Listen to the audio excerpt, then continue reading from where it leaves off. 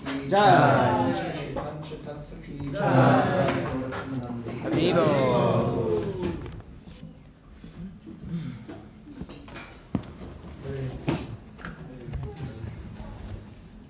ॐ अज्ञानतिमिरन्दस्य ज्ञानाञ्जनशलाकया चक्षुरुन्मिलितं येन तस्मै श्रीगुरुवे नमः। श्रीचैतन्यमनोभीष्टं स्थापितं येन भूतले स्वयं रूपकदा मह्यं ददाति स्वपदान्तिकम्।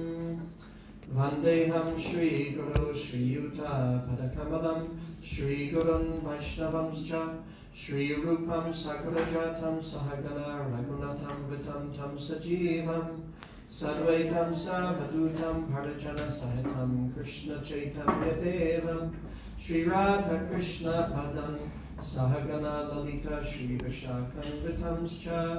हे कृष्ण करुण सिन्धु दीनबन्धो जगत्पते गोपेश गोपिका कान्त राधाकान्त नमोऽस्तुते। तप्त कंचन गौराङ्गी राधे वृन्दावनेश्वरी वृषभानुसुते देवी प्रणमामि हरिप्रिये। वंशकल्पतरुभ्यश्च कृपासिन्धुभ्येव च पतितानां पावनेभ्यो वैष्णवेभ्यो नमो नमः। जय श्री कृष्ण चैतन्य प्रभु नित्यानंद श्री अद्वैत गदाधर श्रीवासादि गौरभक्तवृंद। हरे कृष्ण कृष्ण कृष्ण हरे हरे, हरे Ram Ram Ram Hare Hare. Hare Krishna. Hare Krishna. Sitaram Lakshman Hanuman ki Jai. So, first of all, thank you everyone very, very much for giving the opportunity to speak. It is an opportunity. It's an opportunity for service, and it's an opportunity for purification. There are 9 in the Srimad Bhagavatam. We learn that there are 9 processes of devotional service, 9 different categories of ways that we can serve Krishna, serve Ram. Hearing, chanting, remembering, Shravanam, Kirtanam, Vishnu Smaranam, Padasevanam, serving the lotus feet of the Lord, Archanam, worshipping the deity, Vandanam, offering prayers, Vandanam, Dasyam, is that right? Vandanam Dasyam, becoming a servant of the Lord, Sakyam, becoming a friend of the Lord, and Atmanivedanam, offering everything, mind, body, and soul to the Lord. And so the opportunity to speak, the opportunity to say something about Krishna is an opportunity of service. And in the prayers to Tulsi Devi, I can never quite get over this chair whenever I'm here in Newcastle. When we sing the prayers to Tulsi Devi, part of the prayer is, please give me the privilege of devotional service. So we shouldn't take it for granted when we're given the opportunity of doing anything, whether it's cooking or cleaning or distributing books or decorating the altar or speaking or singing or being part of a kirtan. It's a blessing. It's a blessing which has been given to us. In the Bhagavad Gita, Krishna explains that he's in everyone's heart as the super soul, directing the wanderings of all living entities. So when we enter into a sacred atmosphere and we enter into the opportunity to be able to do any kind of service, this is a privilege, and it's something which has come by the grace of God, by the grace of the Lord within the heart, who has brought us into the association of his devotees and brought us into the opportunity to render some service. It's a very, very special opportunity. I want to say thank you to Chaitanya Vallabha Prabhu. 2000? Yeah, 2000. When was it? Early or late? It was September 2000 I first came to the temple. Yeah, we used to have a really wonderful little centre on Bold Street in Liverpool, and a few of us would stay there kind of periodically.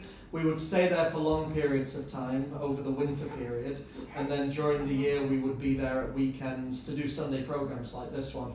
And one day I was just getting everything ready for the Sunday program, and the doorbell rang about half an hour or an hour or so before the program was due to begin. And I think I was on my own, if I remember correctly, or maybe I was getting things ready, and then maybe Ramananda Dasa was in the kitchen, something like that.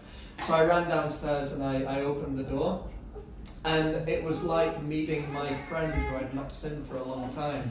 There was just this immediate sense of familiarity and friendship and reunion with someone that up until that point I'd never met before in this life. I'm very, very grateful because Chaitanya Vallabha has really been there for me so much throughout my life over the last 25 years. And today's also a special day for me, and I'm grateful to be able to be with you on that special day. Today is my birthday.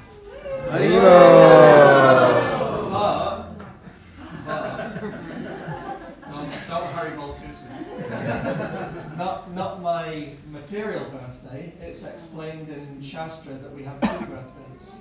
We have the day that we're born from our mother, and then we have the birthday where we accept Guru and take our initiation, take our vows, and basically dedicate our life to the service of Krishna. And that day is called, that ceremony is called initiation. And my initiation was on Rama Navami, 1998. So this is the anniversary of that day. And just like babies sometimes take quite a long time to learn to walk, I've been learning to walk now for the past 27, 28 years, and I'm not quite there yet, so don't hurry ball too soon. But also, that was a special day because, well, it was Rama Navami, it was the appearance day of Lord Ram, and there were three of us. There were actually five of us that were there taking those vows, but three of us were taking those vows for the first time because there is first initiation, second initiation. It starts to get a little complicated after a while. But there were three of us who took our vows on that day. And there was me, there was our friend Nityananda Mahajan, who, if anyone's ever been to Kusum Sarovara in India and Vrindavan, and you'll meet a very effulgent, slightly eccentric brahmachari, then that's Nityananda Mahajan. He's a wonderful, wonderful friend of ours. And then the other devotee who took his initiation on that day was our friend Gauranga Nam. Gauranga Nam is a person who I've known since I was 14 years old. We grew up together, we got into Krishna consciousness together, we moved up to Scotland together, and we got initiated together. He passed away a few weeks ago, but don't look gloomy. This is actually a celebration. And for anyone who was there at his funeral a few weeks ago, it was, up until this point, probably the party of the year. It was a very joyful, very sweet, very joyful, very happy occasion. Because when somebody dedicates their life to Krishna, the whole, the Harry Ball, from the very beginning of our journey in Krishna consciousness, one thing is emphasized again and again and again and again. Krishna emphasizes this in chapter 8 of the Bhagavad Gita. Srila Prabhupada speaks about it over and over and over and over again in his purports and in his classes. It's something that we hear about again and again. What is the goal of practicing Krishna consciousness? Put up your hand if you think you know. To get back to Godhead, right? How are you going to get there?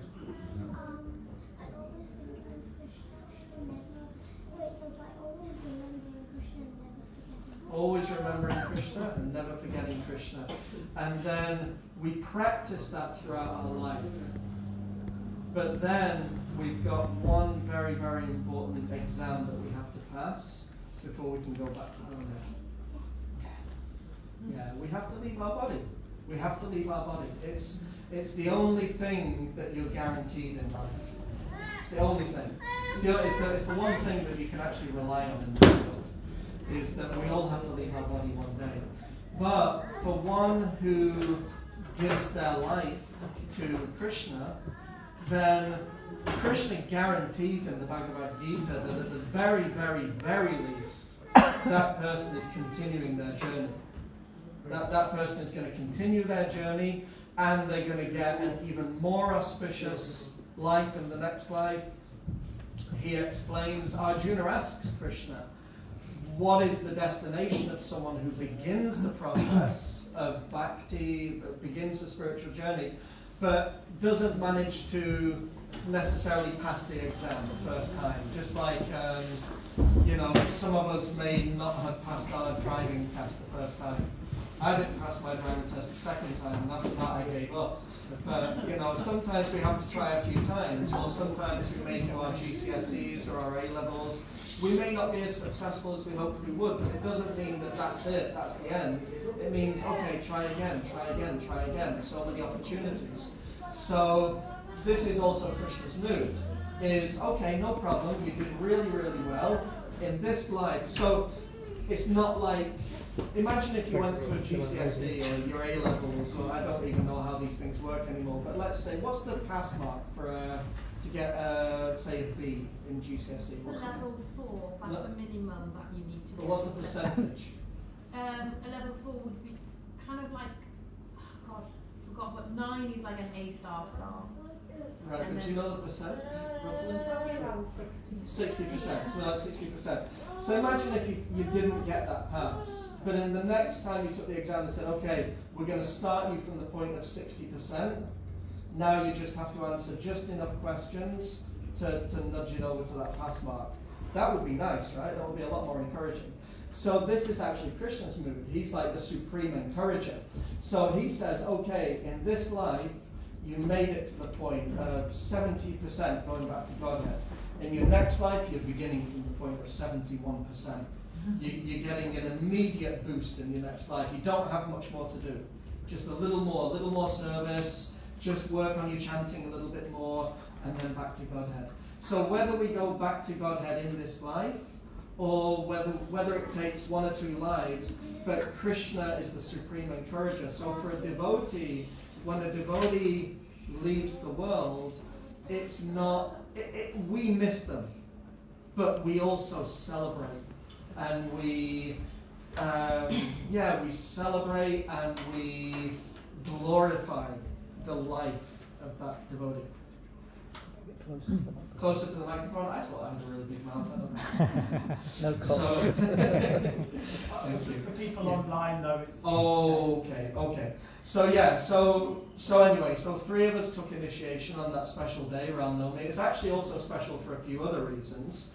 And we're even going to say a little something about Lord Ram today. But just a few other reasons. For those who have ever visited Scotland, I feel I need to say this because it's such an important part of my life, is on Ram Navami is the day when Koda Nitai Maya Pushashi, the deities in Scotland, they arrived in Scotland on the day of Rama Navami. So that they've been a very important part of my life.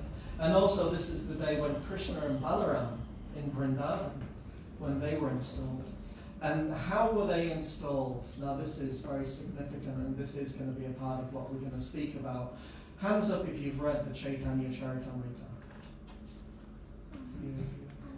Hands up if you don't have the Chaitanya Charitamrita in your house. Can't say anything. Okay, hands up if we have copies of the Chaitanya Charitamrita to sell in the temple. we just sold our last copy on Gaurapanim, but we need to get some. We need to get some more. If you don't have Chaitanya Charitamrita in your house, I can sell it's a mine. very, very valuable investment. But in the Chaitanya Charitamrita, in the Chaitanya Charitamrita, Srila Prabhupada, he speaks about when Krishna and Balaram were installed.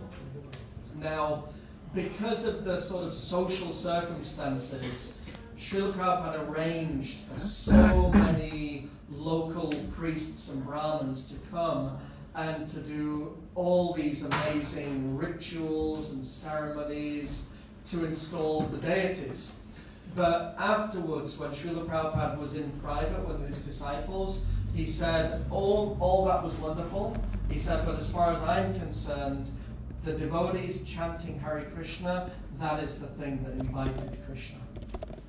So, just like you're doing kirtan, if we want Lord Ram, and the days like today, special festival days, appearance days, these are not just days to just come and go. It's not like, okay, today we'll remember Lord Ram, and then tomorrow we'll forget about Lord Ram. That's not the purpose of a day like today. There's, I don't know, I can't remember if I mentioned this last time, but many years ago, I think it was it was either the 1970s or the 1980s, there was a very famous advertising campaign in Great Britain. And the purpose of that campaign was to bring to light concerns that animal welfare activists had about the fact that dogs, puppies, were being given to children for Christmas. And then a few days later, the children realized this is actually a bigger responsibility than I thought. And then the puppies were being abandoned or taken to animal rescue shelters or something. So there was a very famous advertising campaign that came. Does anyone know the slogan? Shout it out if you know it. Dog is for life. Not just at Puppies. Christmas. Thank you. Yeah, dog is for life. We not got just for Christmas. there eventually. So we can say the same thing, that Lord Ram is for life, not just for Ram Navami. Lord Ram is not, and also Krishna is for life, not just for Janmashtami. Lord Chaitanya is for life, not just for Gaurapanim. We don't just celebrate these appearance days as a one-off event where, okay, I'll remember Lord Ram today, here today, gone tomorrow. That's not the point. The point of days like today is to call Lord Ram into our heart and to ask him, now you're there, please stay there. Stay there and like this young gentleman, what is your name? Nikunja, Hare Krishna. So like Nikunja said, the goal of Krishna consciousness is to always remember Krishna and never forget Krishna. So we're inviting Krishna or Lord Ram or Lord Chaitanya, we're inviting them into our heart to stay. We're inviting them into our heart to remain there forever so that we remember them forever. And we do that mainly through kirtan. So just like on Ram Navami, Srila Prabhupada, he called Krishna and Balaram to be present within the form of the deity in the Krishna Balaram temple in Vrindavan. Who would like to go to the Krishna Balaram temple? Anyone? Anyone like to go? So we need to arrange a Newcastle Yatra to Vrindavan as soon as possible. So, sorry, I'm putting all this pressure on Chaitanya. You can pay for it. So just like Srila Prabhupada, by the power of Sankirtan, by the power of the holy name, by the power of the chanting of the holy name, then Krishna and Balaram were called from the spiritual world to reside eternally on their home on the altar of the Krishna Balaram temple in Vrindavan. So similarly, by the power of the holy name, we can call Lord Ram or Krishna or Lord Chaitanya. We can call them through the power of Sankirtan to appear within our heart. And the purpose of days like today is to remind ourselves of the significance and the urgency of begging Krishna, please just take up space in my heart. And whatever is in there that shouldn't be there, by the power of your lotus feet, please kick it away. Kick it out of the heart. Whatever's in the heart, please kick it out and take up residence within my heart. So a very, very special day. I made a few little notes, but I already know I'm not going to get through all of them, and I do want to keep things to time. But I want to really focus on one particular story within the pastimes of Lord Ram. Now, just to get the context, Hands up if you haven't, up until this point, you actually have no idea what I'm talking about, and you're just thinking, what? Who is this Lord Ram anyway? And what's this all about? Anyone who's not familiar with Ram, the Ramayana, and the story of Sita Ram, okay. And is this your first time ever to a Hare Krishna temple? I've been once before. Okay. So in the Bhagavad Gita, just to give a little context, Krishna is the Supreme Personality of Godhead. The Supreme Absolute Truth, the original source of everything. If you're comfortable with the word God, we can use the word God. If you prefer other words, you can use those. But the original source of all that be appears he appears in many, many forms. And he has a personal feature as well as an impersonal feature, although he does explain in the Bhagavad Gita that the impersonal feature comes from the personal form of God. So that personal form, who we see, Lord Chaitanya is there on the altar, Krishna is there at the back of the wall, Lord Jagannath is there, all these different personal forms of the Supreme Personality. Then in the Bhagavad Gita, Krishna explains, Yada yada hi dhamasya glanim bhavati bharata abhyutanam adhamasya tadatmanam srijanyaham haritharanaya sadunam vinashaya chatusritam dhamma samstaparataya sambhavami yuge yuge. So he says, whenever and wherever there is a decline, a decrease of religious, moral, pious, virtuous principles, and an increase of irreligious, impious, immoral behavior. At that time, I descend myself into the material world to deliver the pious, to protect the pious, to protect the devotees, and to annihilate the miscreants, as well as to re-establish the principles of religion. I appear millennium after millennium after millennium. And so when we read another book, the Srimad Bhagavatam, we hear that Krishna is the source of all incarnations or avatars. Avatar is a word that's kind of made its way into the sort of popular lexicon of the world. So this word avatar literally means a personality who descends from the spiritual realm into the material realm for a particular reason. And broadly, that reason is, as Krishna describes in the Bhagavad Gita, to re-establish religious or pious or moral principles and to do away, to annihilate irreligion and to protect his devotees. And so one of the many incarnations of Krishna, and one of the primary principal incarnations of Krishna, is the incarnation of Lord Ram, Lord Ramachandra. And today we're celebrating that appearance day of Lord Ram. Now Lord Ram, he was the son of a king, he was the son of Dasarat, and I know that we love the story of the Ramayana, but we have to sort of be a little selective as to what we're going to speak about today. But due to circumstances beyond control. In one sense, we may at that point say, well, how can anything be out of control of the Supreme Personality? But sometimes Krishna makes arrangements to set an example for others to follow.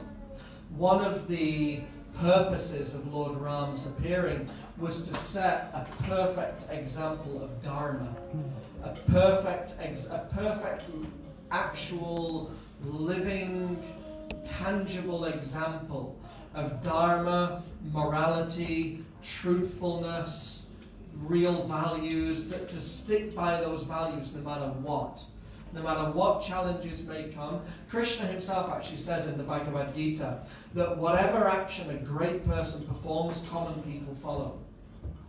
And this is a fact. And sometimes that fact leads to very bad things going on in the world.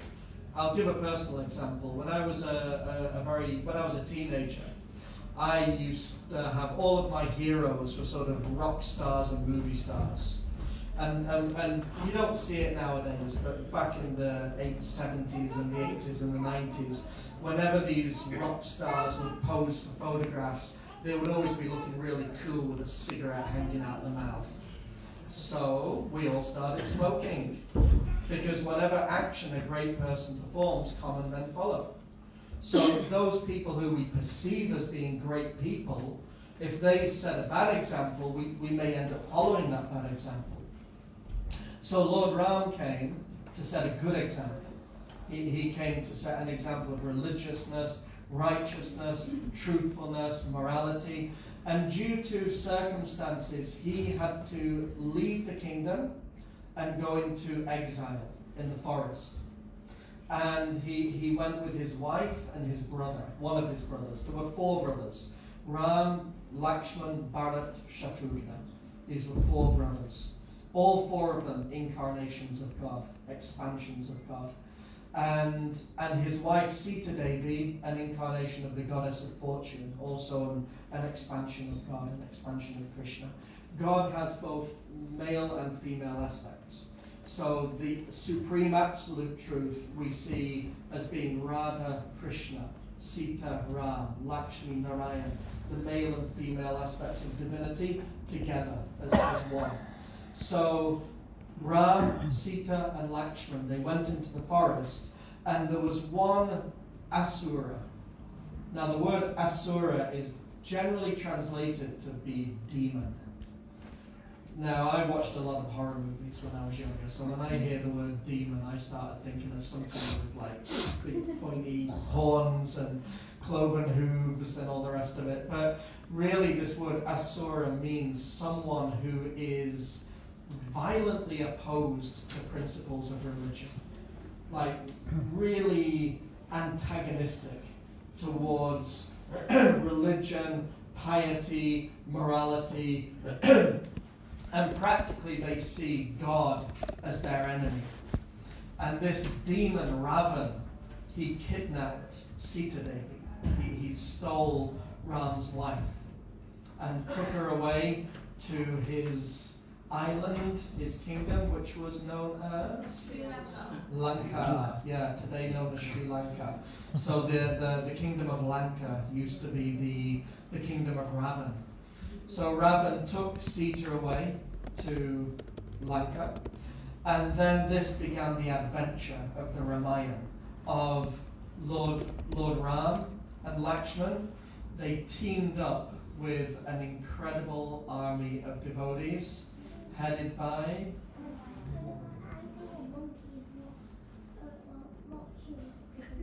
They were monkeys, yeah, the monkey warriors, an army of monkeys and bears.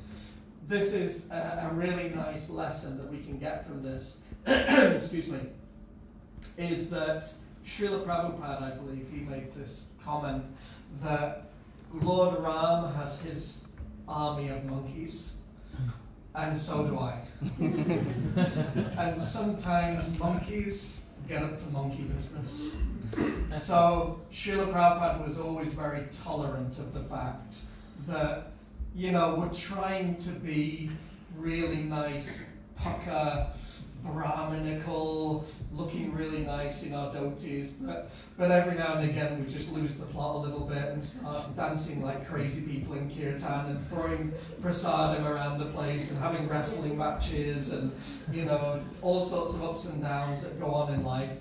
So Srila Prabhupada, he kind of acknowledged the fact that just as Ram has his army of monkeys, in Kali Yuga, the Sankirtan army is basically an army of monkeys who are all here to serve the mission of Chaitanya Mahaprabhu. So we're Prabhupada's monkeys, and that's a really good thing to be one of Srila Prabhupada's. When I was growing up, my mother would occasionally call me a little monkey. It was only years later that I actually went to India that I actually realized the full purport of what it means to be a little monkey. You know, the first time I got my glasses forcibly pulled off my face, and I had to go and buy something from a shop to barter with the monkey to get my glasses back. Then it's like, okay, I get it now. I realize it now. So Lord Ram, he had his army of monkeys headed by Sugriva, who was the king of the monkeys, but also one very, very, very special monkey, who is the great devotee of Lord Ram. Shout his name, please. Hanuman. So Hanuman, the great monkey warrior and the great devotee of Lord Ramachandra. And Hanuman, so when we hear these 9 processes of devotional service, every one of those 9 processes has a personality in the Srimad Bhagavatam that perfectly personifies that particular process of bhakti. And the process of dasyam, service to God, was exhibited by Hanuman. So Hanuman is the personality, the devotee, who best personifies this principle of completely selfless, utter dedication to the service of Lord Ram. And his wonderful, wonderful personality. And so Hanuman, Lord Ram actually sent out the monkeys in various different directions to find out where is Sita. They didn't know that Sita was in Lanka. But eventually, somehow they got some idea that Sita's been taken over the sea. And so Hanuman expanded himself to like the size of a mountain. And he jumped across the ocean. Sometimes you see a painting of Hanuman, and he's flying through the air with his club in front of him and offering his obeisances, and he's leaping across the ocean to Lanka. And in Lanka, he found Sita. He scouted the whole area. He also set fire to Lanka. He caused some real monkey business when he was over there. Ravan set fire to his tail. And Hanuman thought, okay, how can I use this in Ram's service? So then he started running around the kingdom using his burning tail to set fire to Ravan's palaces. He's like, okay, can I do something in the service of Lord Ram? His tail's on fire, and he's thinking, okay, let's have some fun. So he set fire to half of Ravan's kingdom, and then he leapt across the ocean again. And then, okay, this is where Sita is. So then there was a dilemma, a big dilemma. Hanuman can expand himself and leap across the ocean. But not all the monkeys had that power. So what was the problem?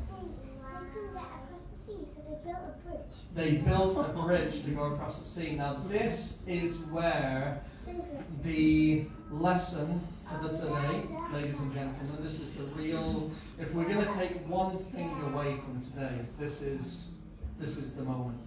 So they had to get across the ocean. Actually, there's a couple of nice stories here which we'll try and relate as well. They had to get across the ocean. And so they were thinking how to cross the ocean.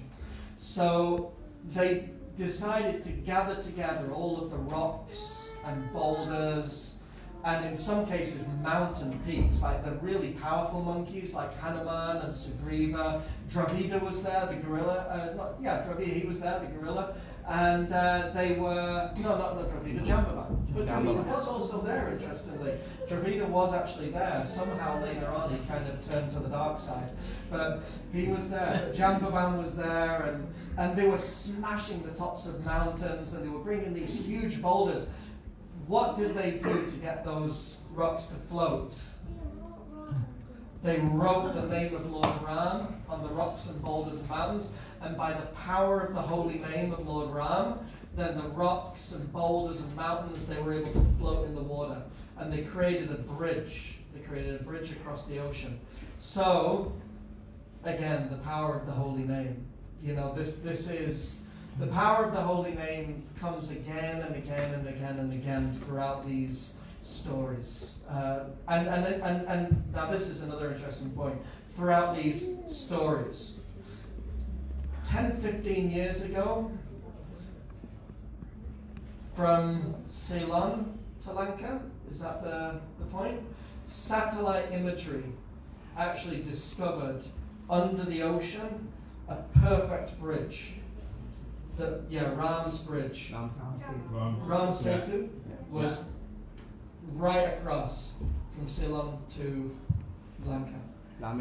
Up until then, Rameshwaram to Lanka, sorry, thank you. So up until then it was all just mythology. It's all just myths. And then all of a sudden it's like, what the hell's that then? You know, there's Ram's bridge straight across. So by the power of Lord Ram's name, which was written onto every boulder and every rock and every mountain peak, then the rocks were able to float, and Ram and the army of monkeys crossed the bridge. Now, a very, very wonderful pastime took place during this time. One that we can all learn from.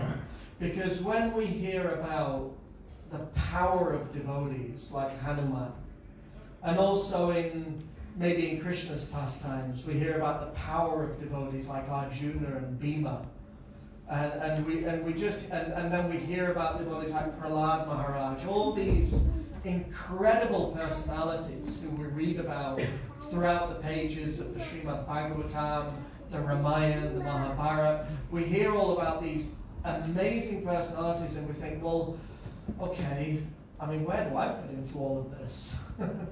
So as all of these powerful, gigantic monkey warriors were smashing the tops off mountain peaks and carrying huge mountains and boulders through the air and placing them on the bridge across the ocean, Lord Ram looked down.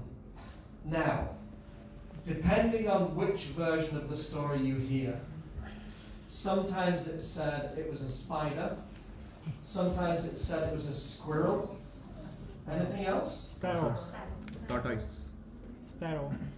Sparrow? A sparrow? Squirrel or sparrow? Sparrow. Sparrow. That was a different. Okay, That's that was a before. different So anyway, some very small creature was there at the feet of Lord Ram, and he was collecting little He was trying to empty tiny the ocean. crumbs, like tiny little pieces of dust and crumbs and little tiny stones. And he was, whatever it was, whether it was a squirrel or a spider, but he was scuttling across the bridge and placing these little spots on the bridge. And some of the monkeys, as monkeys are from time to time, got a little bit cheeky and said, come on you, move out of the way and let the big boys do the work. You're not doing any good. And Lord Ram said, no. He's making just as big an endeavor as you. And whatever he's doing, I'm accepting that service in exactly the same way as I'm accepting your service. We hear about the great devotees, they're there to give an example. But the thing that Krishna is looking for, the thing that Lord Ram is looking for, is not the result. It's the endeavor. It's the sincerity. It's the devotion. And that's going to look different with each and every one of us. You may not even see it with everyone. You know, it kind of, this brings us a little bit full circle. You know, when you go, you know, like, is anyone going to the Rise retreat this year? Anyone planning going to Rise? It's a big national retreat. It's a wonderful event, and there's going to be lots of, I don't say this disrespectfully, just, you know, sometimes we have this expression, the big swamis are going to be there. You know, it's almost like the rock star gurus and, you know, the really famous devotees. And, you know, if any of them come in the room now, I'm at the back of the room, I want to hear them. So, you know, but you've got all the big devotees and the sannyasis and the gurus and the devotees that are traveling around the world, and, you know, we know their names and we stand in awe of them. In April. Not many people in this room have heard of a devotee called Ramananda Dasa. Maybe some of you have. But here's a devotee who was sitting in his apartment for the last 10 years with a lot of physical disabilities. He had a stroke, so one arm didn't work. He had chronic arthritis, so his body wasn't really working properly. But he was always very jolly, always very upbeat, and with whatever tiny little ability he had, he was making soap and incense and oils, and he was arranging to just post them all around the world as gifts to devotees. He just wanted to serve the devotees in whatever little way that he could. And when he passed away, the amount of people that I spoke to that said, is that the devotee that was sending me the soaps? And there was just this avalanche, this tsunami of love and affection that came for that person who's not one of the big rock stars, not one of the, you know, in some ways he was like the squirrel that's just doing whatever he could to serve the devotees. But by the blessings and the good wishes of all those devotees who he served, I think anyone who knew him is quite confident that he's well on his way back to Krishna. Hari. So this is the point, is that the process of bhakti is not about what we see externally. It's not about the big buildings and the gigantic projects. It's about bhakti is an affair of the heart. Bhakti is an offering of the heart to Krishna. And Krishna is there in our heart. Put up your hands if you've ever had a bad day and you've just not been in quite the right mood to chant your rounds or read the Bhagavad Gita. Yeah, we all have bad days. And Krishna's there in the heart, and he knows that you're having a bad day. And he knows that even though you're having a bad day, you're trying anyway. And Lord Chaitanya especially, because in this age, the mercy of Lord Ram, the mercy of Krishna, they come through that filter of Chaitanya Mahaprabhu's mercy. And Lord Chaitanya, he just sees that you're doing whatever you can do. And in this age, Kali Yuga, to do anything other than be completely self-absorbed is not an easy thing. And so the mercy of Chaitanya Mahaprabhu, and through Lord Chaitanya, the mercy of Lord Ram and the mercy of Krishna, they are flooding down, they're pouring down in a tsunami for each and every one of you. Rest assured. Rest assured. Lord Ram says, and let me find the quote. Anyway, I'll probably have to paraphrase it. Oh, here it is. Lord Ram says, anyone who takes shelter of me just once, I grant them eternal protection. Just once, if just once in our life. That's not an excuse that, okay, I'm going to have one really good day this week, and then that's me, I'm done. But the point is that even if just once we just really call out in love and sincerity for Lord Ram or for Krishna or for Lord Chaitanya, if just once, they never forget that. They never, ever, ever forget that. And in one sense, we're building our own bridge. Through our little acts of devotion, we're building our own bridge back to the spiritual world. And we might think, well, I'm just like a little squirrel. And, you know, it's going to take me a hell of a long time to build this bridge at the rate I'm going. But what we don't realize, and again, just like the squirrel, the sparrow, the spider, kind of depends who's telling this, but for every step we take towards Krishna, Krishna takes 10 steps towards us, 100 steps towards us, 1,000 steps towards us, but it actually doesn't matter, because even if Krishna takes just one step towards us, everything that Krishna does is completely unlimited. It's completely unlimited. In his form of Vamanadeva, in just 3 steps, he covered the entire material universe. And he punctured the whole of the material universe, and the Ganges came flooding into the material world. So, whether it's 1 step that Krishna takes towards us, or 2 or 3, those numbers don't matter. Because if we can just keep on taking those little baby steps back towards Krishna, and if we just keep on building our bridge, you can be assured that Krishna's building from the other side, and he's getting towards us a lot faster than we're getting towards him. So just keep building the bridge, keep doing those wonderful little acts of bridge building and devotion, and success is guaranteed. It's exactly 4 o'clock. That's like a record for me. I'm going to stop now. I'm going to quit while I'm ahead. Chaitanya Vallabha's disappeared. I don't know. Who's in charge while Chaitanya Vallabha's not here? You. Dhananjaya, you're the man. Not really. We're having a bhajan next. We're going to have a bhajan. Okay. So we'll stop there. We'll stop there. Questions? Once we finish, we'll stick to schedule. So I don't mind if you want to have, till 10 past for any questions, reflections, or you have some more to say. I've always got something to say. I feel like everything kind of took a really nice curve there, and I'm going to quit while I'm ahead. Sure. But does anyone have any reflections or realizations or favourite stories of Lord Ram? Any questions can be directed towards Chaitanya Vallabha or Dhananjaya Prabhu. But yeah, anything that anyone would like to share. Otherwise, we'll go on with calling out the names of Lord Ram and calling him into our hearts.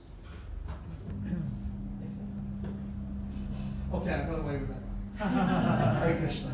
Okay, we'll stop and we'll have bhajan. Thank you so very, very much. Sitaram.